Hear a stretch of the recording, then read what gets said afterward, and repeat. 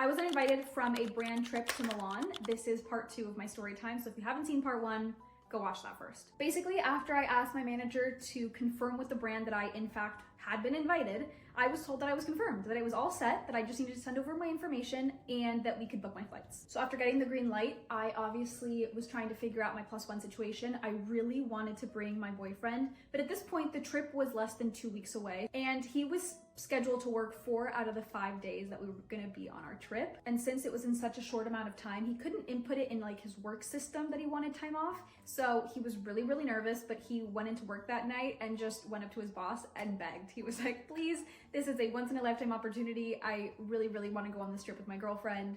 And much to our surprise, they did say yes, which means we were good.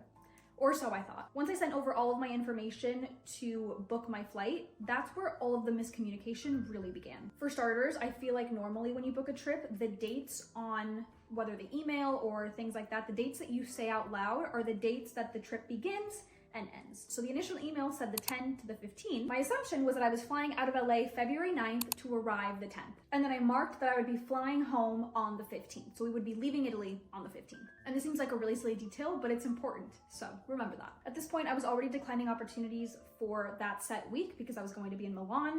And I received an email from the brand saying, the dates of the trip are February 11th through the 13th with the option to add the 14th. We're unable to accommodate an extra night of February 15th unless the guests would like to cover their hotel themselves. As a reminder, this was the first email that I got. So at this point, I'm really confused. Like, now you're cutting the trip shorter by 2 days? Fine, no problem. In the grand scheme of things, it could be a lot worse. So I told the brand that I was willing to pay that extra night for the hotel because it was Valentine's Day. And my boyfriend and I really wanted to have a romantic dinner in Italy on Valentine's Day. I mean, how often can you say that? So then I get an email saying, amazing. So to confirm, it will be the 11th through the 15th, parentheses, you paying for an additional night of the 15th. And I'm like, no, we're leaving the 15th. Like I said that in my initial email, I just want to have the night of the 14th covered. Are they covering the night of the 14th? And I get a message saying, yes, ma'am. So they are covering the night of the 14th.